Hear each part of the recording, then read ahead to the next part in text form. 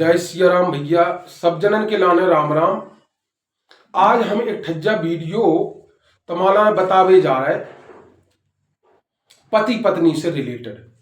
अब पति पत्नी से रिलेटेड देखो, जैसे हम चक्र बता के भी समझा दे रहे हैं तमाला ने कि यदि सप्तम भाव का यदि स्वामी, सप्तम भाव का स्वामी, जैसे मान के चलो हमने ये मिथुन लगन की कुंडली कर ली और उसके बाद में ये हमने भर दी, ठीक है।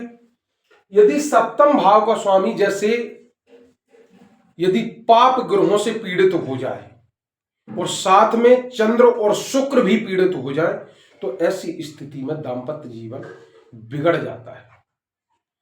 यदि सप्तम भाव का स्वामी 6, 8, 12 भाव में बैठ जाए, साथ में सप्तम भाव भी राहु केतु शनि इनसे पीड़ित हो जाए तो दाम्पत्य जीवन सुखद नहीं रहता है। दाम्पत्य जीवन में राहु की उपस्थित होना भोग विलास का कारण होता है, क्योंकि राहु एक भूख है और केतु त्याग है।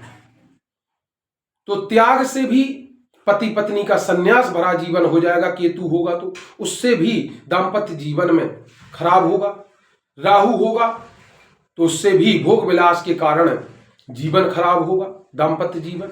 यदि शनि है तो वो कर्मठ है, बस आप दोनों को जीवन कार्य है कि वो एक ठज्जा बस ऐसो तुम्हारो दाम्पत्य जीवन रहे कि बस हमें अपनी जिम्मेदारियां पूरी करने, ठीक है। सो जिम्मेदारियां निभाओ। तो यदि शनि तुम्हारो सप्तम भाव में बैठो तो तुम अपनी जिम्मेदारी निभाओ और पत्नी अपनी जिम्मेदारी निभाए, लेकिन प्रेम को के बीच में ना बचे। प्रेम एक दूसरे की केयर ना बचे, ना एक दूसरे को फिक्र करे, ना चिंता करे, ना कछु नहीं, बस अपने काम से मतलब अपनी टाइम टू टाइम से अपनो वो करें। शनि इसे भी दाम्पत्य जीवन खराब हो जाता है।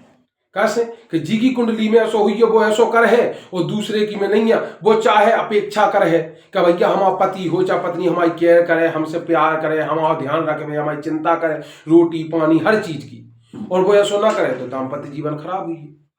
शनि यदि अकेलो सप्तम भाव में बैठो, सप्तम भाव के स्वामी जाके 8वें घर में 12वें घर में बैठ जाए जैसे, और चंद्रमा और शुक्र पीड़ित हो जाए तो भी दाम्पत्य जीवन खराब हो जाए।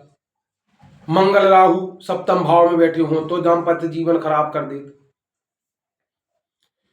तो ऐसी स्थिति में जब ये दाम्पत्य जीवन खराब हो तो कल का हमारी पत्नी खराब है, को का हमारा पति खराब है। तो ऐसे में तुम्हें जो ना सोचो चाहिए कि जो का है, जो तुम्हारा ने सब अपने पूर्व जन्म को कर्मदंड है और जो तुम भोग रहे और ये भोगवे के लाने तुम्हें भोगने आ। कैसे यदि पत्नी तुम्हारा संग गलत कर रही आज तो तुमने पहले पत्नी के संग बीच में धोखा दो, ईश्वर आज तुम्हारा संग कर रही और फिर प्रकृति ने तुम्हारा ने दो जना पति पत्नी ले आके आज सामने खड़ो कर दो और आज फिर से वे तुम्हारे सामने खड़े कर रहा हुआ, आज भी फिर से कर्म तुम्हें करने और भी आज फिर तुम कर्म बिगाड़ने ले रहे तो तुम्हारा निश्चित है कि आगे फिर से तुम्हें कर्म दंड भोगने। इसे इको कहा उपाय कि इको उपाय का नहीं करने, तुम्हें सीधो एक दूसरे यहां समझो, एक दूसरे ने समझो, एक दूसरे की बात मानो। यदि तुम बात नहीं मान रहे तो देखो ये कर्म दंड तुम्हारा प्रकृति तुम्हें और भी आगे भुगा है, ठीक है। ये कर्म दंड है तुम्हारे जीवन के जो तुम्हें भोगने ही भोगने आए। पति यदि सप्तम भाव में यदि पापक ग्रह बैठे हैं तो दाम्पत्य जीवन खराब करें, ठीक है। यदि स्त्री की कुंडली है और जाके गुरु पीड़ित हो जाए, कहूं भी शनि राहु केतु इनसे पीड़ित हो जाए गुरु, और उसके बाद में चंद्र और शुक्र भी पीड़ित हो जाए तो भी दाम्पत्य जीवन खराब हो जाए। शुक्र और चंद्र पीड़ित हो, सप्तम भाव भी पीड़ित हो जाए तो भी दाम्पत्य जीवन खराब हो जाए। उसके बाद में सप्तम भाव में राहु मंगल शनि राहु केतु सूर्य भी विच्छेदात्मक ग्रह है, जे बैठ जाए तो भी दाम्पत्य जीवन खराब करे। अब दाम्पत्य जीवन यदि खराब करे तमाओ तो तुम्हें देखो इको लाने का करो कि तुम एक दूसरे के लाने समझो और जे तुम्हारा ने पिछले जन्म के कर्म दंड है सो भी तुम भोगने हैं, सो भी एक दूसरे ना प्रेम पूर्वक समझो, एक दूसरे ना समझाओ। और एक दूसरे की बात मानो। और अबे तुम्हारा ने प्रकृति ने इकट्ठो एक सामने खड़ो करो, सो तुम एक दूसरे समझ के और वे कर्म दंड भोग लो और आराम से व्यतीत कर लो। एक दूसरे समझो, एक दूसरे की बात समझो। भैया जो नहीं समझता हूँ समझावे की कोशिश करो, और वो नहीं समझ रहा हो तो तुम समझ जाओ की बात। अपने रिलेशन जैसी तुम सुधार लो अबे, तो तुम्हें आगे ना भोगने आए। नंतर जैसी तुम्हारा ने अबे जैसे पैसे मौका दाओ है, भगवान ने तुम्हारा ने फैसे मौका दा। पहले तुम पति पत्नी है, तुम्हारा दिक्कत भाई, पहले तुमने एक दूसरे धोखा दा, पहले तुम लड़ा था कुत्ता बिल्ली की तरह है। अब उसके बाद में फिर तुम लड़ो, तो फिर तुम्हें आगे भी काम दंड भोगने। इसे तुम अबे मौका दाओ है, सो अबे दो जने अपने रिश्ते सुधार लो, यही में तुम्हारा फायदा है।